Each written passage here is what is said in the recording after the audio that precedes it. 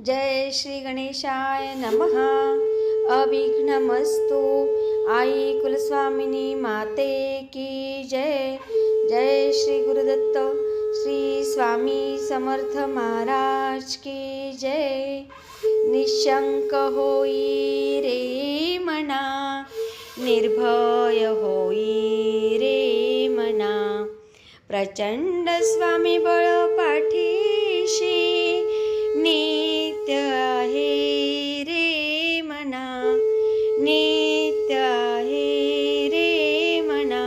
श्री स्वामी समर्थ महाराज। आजपासून आपण गुरुचरित्र कथामृतचे पारायण सुरू करत आहोत.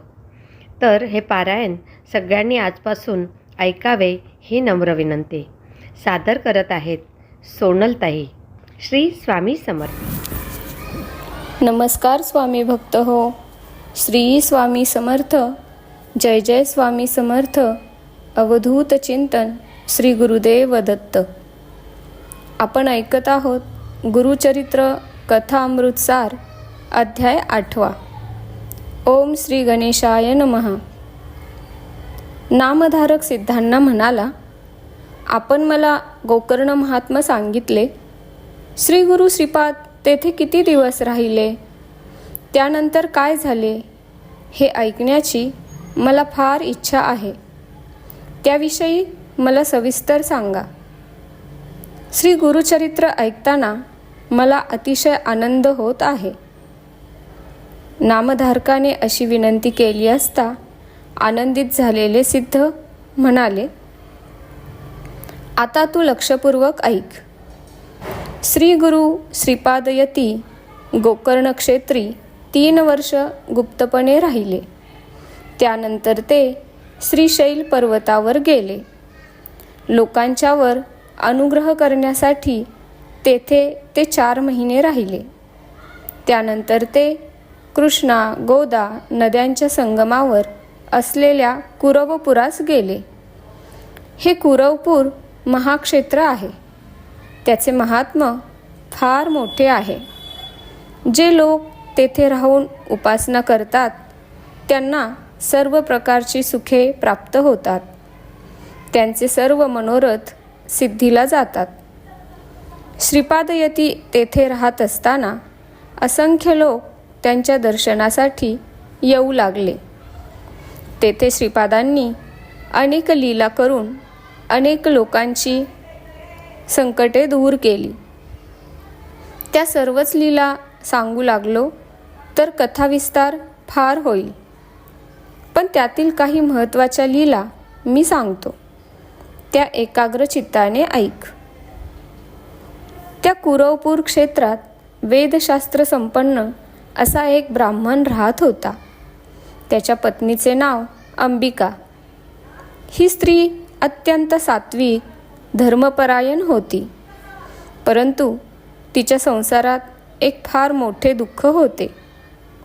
ते असे की तिला पुत्र होत असत, पण ते जगत नसत. तिने अनेक तीर्थयात्रा केल्या, व्रतवैकल्ये केली, पण त्याचा काही उपयोग झाला नाही. पुढे अनेक वर्षांच्या उपासनेने तिला एक पुत्र झाला, परंतु दुर्दैवाने तो मंदबुद्धीचा झाला. त्याला कशातही गती नव्हती.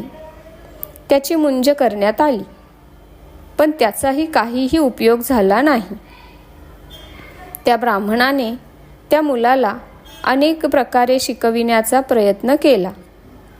त्याला शिक्षा केली, पण त्याला काहीच विद्या जमत नव्हती. वडिलांना मोठी चिंता वाटू लागली. त्यांनी अनेक नवसायास केले, पण त्याचा काहीही फायदा झाला नाही. वडील त्याला शिक्षा करू लागले की आईला फार वाईट वाटत असे. ती त्यांना म्हणे, तुम्ही त्याला विनाकारण मारू नका. तो मंदबुद्धीचा आहे, त्याला तो तरी काय करणार. हे आपले पूर्वकर्म, दुसरे काय. निदान आपला पुत्र जिवंत आहे यातच समाधान माना. काही दिवसांनी तो ब्राह्मण मरण पावला. त्या कुटुंबावर दुःखाची कुऱ्हाडच कोसळली. पोट भरण्याची भ्रांती निर्माण झाली. भीक मागून जगण्याची वेळ आली. मुलगा मोठा झाला, लग्नाचे वय झाले, पण त्याला मुलगी देणार कोण? लोक त्याची निंदा करीत म्हणू लागले, तुझा पिता मोठा विद्वान, वेदांती आणि त्याच्या पोटी आलेला तू परशुराम, तुझा जन्म फुकट गेला. भीक मागताना लाज कशी वाटत नाही? त्यापेक्षा गंगेत जीव का देत नाहीस? ही जननिंदा ऐकून त्या मातापुत्रांना अत्यंत दुःख होत असे. तो मुलगा आईला म्हणाला, आई, मला ही जननिंदा सहन होत नाही. त्यापेक्षा जीव दिलेला बरा. त्याच्या आईलाही जीवन नकोसे झाले होते. मग ती आपल्या मुलाला बरोबर घेऊन खरोखरच जीव देण्यासाठी गंगेच्या काठावर गेली. त्या दोघांनी गंगेच्या पाण्यात प्रवेश केला. त्यावेळी श्रीपाद यती तेथे स्नान करीत होते. त्यांना पाहून त्या दोघांनी पाण्यातच त्यांना वंदन केले. त्या मुलाची आई म्हणाली, या गंगेत प्राणत्याग करावा अशी आमची इच्छा आहे.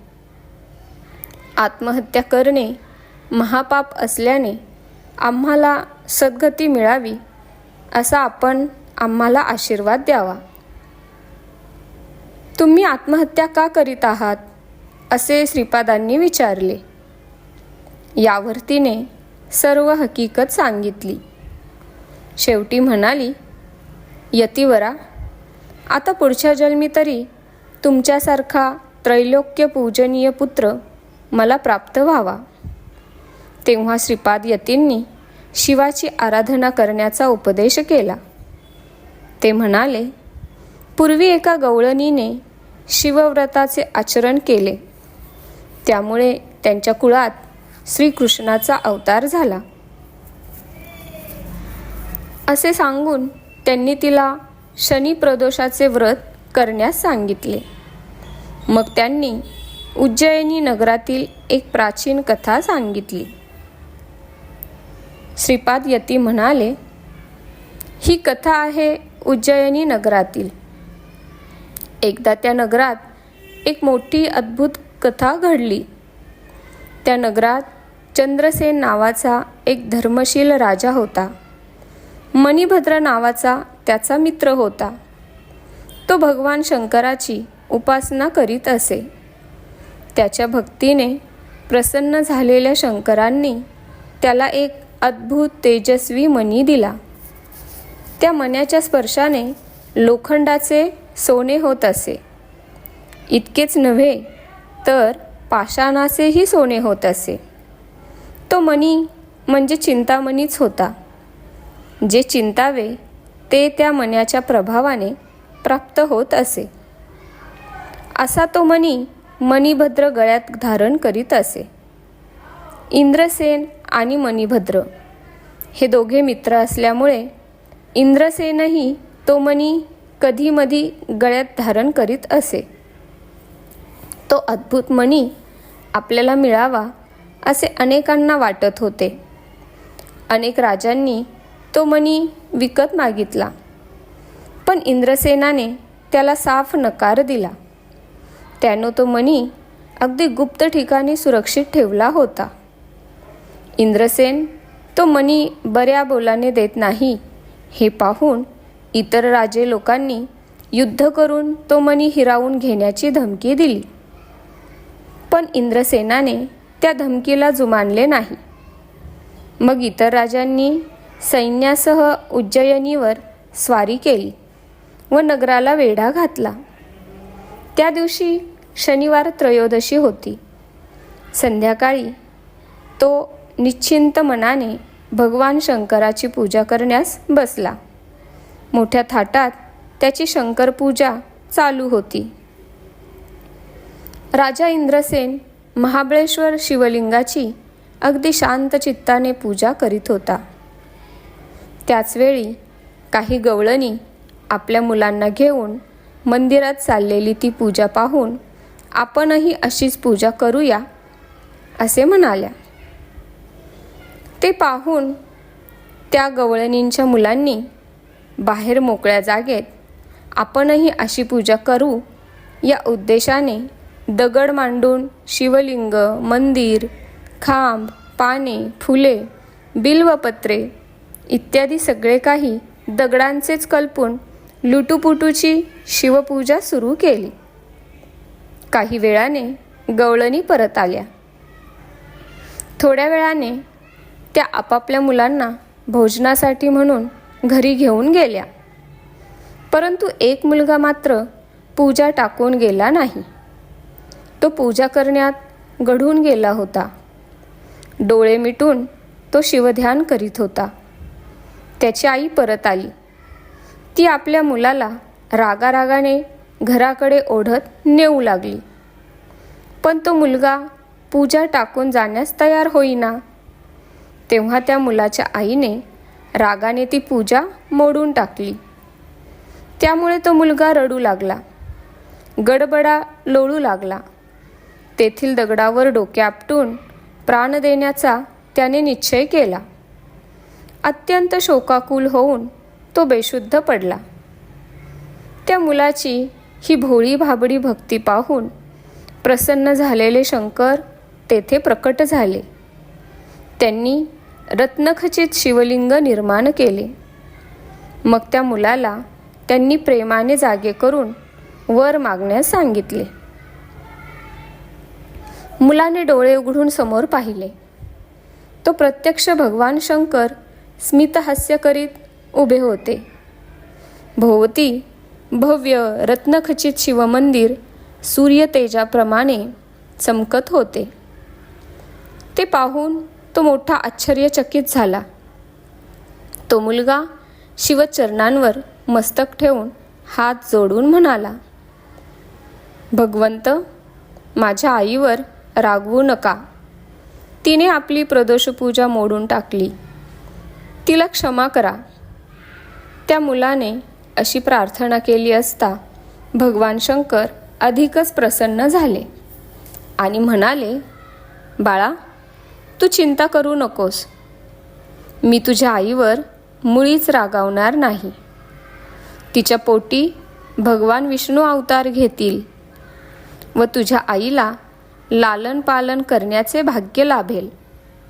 तुझ्या वंशाची भरभराट होईल. तुझ्या मनात जी जी इच्छा असेल ती पूर्ण होईल.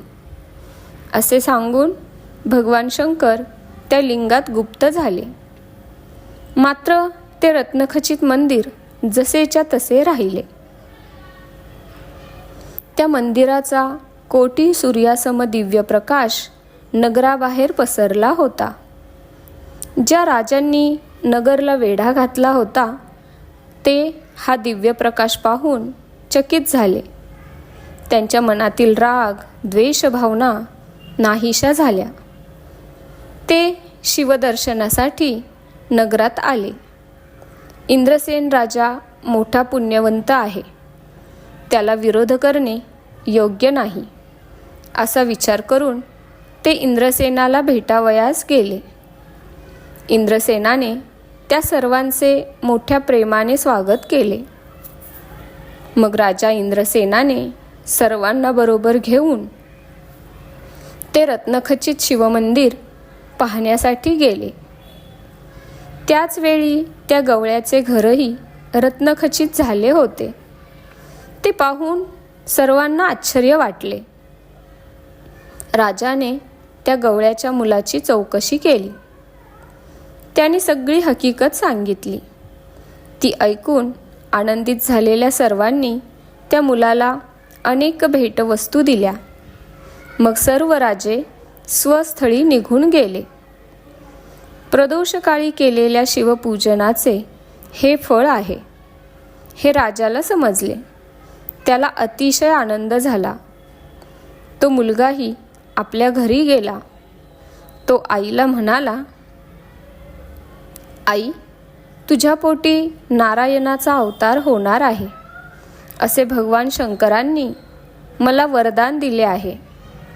प्रदोषकाळी तू शिवपूजा पाहिलीस त्यामुळे शंकरांनी तुला क्षमा करून हा वर दिला आहे. ही कथा सांगून श्रीपाद त्या ब्राह्मण स्त्रीला म्हणाले, तू सुद्धा हे प्रदोष पूजा व्रत कर, तुला माझ्यासारखा पुत्र होईल. तू कसलीही चिंता करू नकोस, मनात शंकाही बाळगू नकोस. असे बोलून श्रीपादांनी त्या स्त्रीला अनेक उत्तम आशीर्वाद दिले. मग त्यांनी त्या स्त्रीच्या मंतिमंद मुलास जवळ बोलावले आणि त्याच्या मस्तकावर वरदहस्त ठेवला. त्याच क्षणी त्याच्या ठिकाणी सर्व ज्ञान प्रकट झाले. तो मुलगा आता अत्यंत तेजस्वी दिसू लागला. त्या स्त्रीला अतिशय आनंद झाला. ती श्रीपादांना म्हणाली, आज मला तुमच्या रूपाने प्रत्यक्ष परमेश्वरच भेटला. पुढील जन्मी मला तुमच्यासारखा पुत्र होईल असा वर आपण मला दिला आहात. त्याबद्दल माझ्या मनात तिळ मात्र शंका नाही. त्या स्त्रीने श्रीपादांना प्रत्यक्ष शंकर मानून नित्य प्रदोषकाळी त्यांची पूजा करण्याचे व्रत घेतले. तिच्या प्रदोषकाळी या पूजेने ते प्रसन्न झाले. तिच्या पुत्राचाही पुढे विवाह झाला. त्यालाही पुत्र पौत्रादी सर्व काही प्राप्त झाले. नामधारकाला ही कथा सांगून सिद्धयोगी म्हणाले, श्री गुरु असे कृपावंत दयावंत आहेत. ते आपल्या भक्तांचे सर्वतोपरी रक्षण करतात. अशा रीतीने श्री गुरुचरित्र अमृतातील ब्राह्मण स्त्रीला वरदान शनी प्रदोष व्रत महात्म या नावाचा 8वा अध्याय समाप्त. श्री गुरु दत्तात्रेयार्पण मस्तु. आध्यात्मिक रहस्य. देव भावाचा भुकेला. त्याला सद्भावनेने केलेली पूजा आवडते, ती कशी का असेना. या अध्यायात गवळ्याच्या मुलांनी केलेल्या शिवपूजेतील विलक्षण साधेपणा व सच्चेपणा मोठ्या मार्मिकपणे वर्णन केलेला आहे. चंद्रसेन राजाने महाकालेश्वराची केलेली पूजा पाहून शंकर जितका प्रसन्न झाला नसेल, त्याहूनही अधिक जास्त प्रसन्न तो या मुलांच्या साध्या भोळ्या पूजेने झाला. मुलांनी काही दगडगोटे जमवून त्याचे शिवालय कल्पिले. एक पाषाण म्हणजे शिवलिंग असे कल्पिले. अनेक पाने आणून ती त्या लिंगाला वाहिली. मुद्दाम बेलच शोधित ते बसले नाहीत. पण गवळ्याच्या मुलांनी केलेली ती पूजा त्या मुलांच्या खऱ्या निष्पाप सरळ मनाने केलेली होती.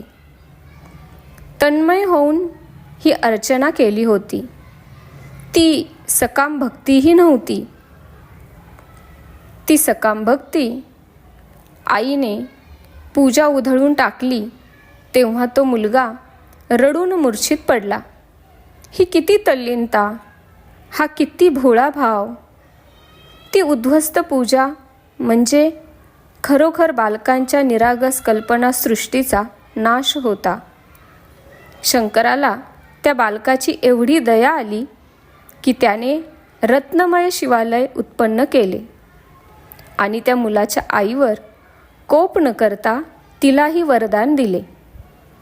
उज्जयिनीवर चाल करून आलेल्या राजांचे मनही पालटले. त्या मुलाला पुढे संपत्ती व राजवैभव मिळाले. त्या गवळणींच्या वंशात पुढे नंदाघरी श्रीकृष्ण अवताराचे बालपण गेले. हा सारा प्रभाव खऱ्या भक्तीने केलेल्या शिवपूजेचा होता. शनिवारच्या प्रदोष समयाचे महात्म्य या कथेत आले आहे. पुष्कळ साधकांच्या मनात व सामान्य लोकांच्या मनातही अशी शंका कधी कधी येते की सर्वव्यापी ईश्वराला अमुक दिवशीच केलेला उपवास किंवा पूजा अमुक पाने, फुले वगैरे सामग्री हीच का प्रिय असते? त्याला तर सर्व दिवस सारखेच असले पाहिजेत. पण याला उत्तर असे आहे की ईश्वर सर्वव्यापी असला तरी भक्त तसा नसतो. भक्तासाठी प्रसन्न होणारे ईश्वरी स्वरूप विशिष्ट सगुण साकार मर्यादांचे असते. सर्व सृष्टी पंचभूतात्मक व त्रिगुणात्मक आहे. तिचे नियम अबाधित आहेत. देवतांच्या सगुण रूपांची शक्तीही विशिष्ट नियमानुसार कार्य करते. सृष्टीत गोंधळ नसून सुसूत्र व सुबद्ध योजना आहे. प्रत्येक गोष्टीला योग्य स्थळ व काल याची अपेक्षा असते. देवतांचे कार्य विशिष्ट स्पंदनात्मक असते. त्यांच्या कार्यास अनुकूल संवेदना ज्या काळी व ज्या पूजा सामग्रीने किंवा शब्द उच्चाराने मिळतील त्या त्या सर्व गोष्टी त्या देवतेला प्रिय असतात, असा दैवी नियम आहे. पूर्वीच्या ऋषींनी या सर्व गोष्टींचे प्रयोग करून अनुभव घेतले व आपल्या स्वअनुभवी सिद्धांत जनकल्याणासाठी सांगितले. शंकराला सोमवार, शनिवार प्रदोष, शिवरात्र, जल, बेल, शुभ्र पुष्पे ही आवडतात. हे शास्त्र आहे. ज्यांना यथासांग व भक्तिपूर्वक आराधना करावी असे वाटत असेल त्यांनी नियमांचे अनुपालन करावे. तरीही पूजाविधीत श्रद्धा, भक्ती व संकल्प आणि निष्ठा या फार महत्त्वाच्या गोष्टी आहेत, हे विसरू नये. अशा प्रकारे हा अध्याय इथे समाप्त झाला आहे. श्री स्वामी समर्थ. जय जय स्वामी समर्थ. अवधूत चिंतन श्री गुरुदेव दत्त. धन्यवाद.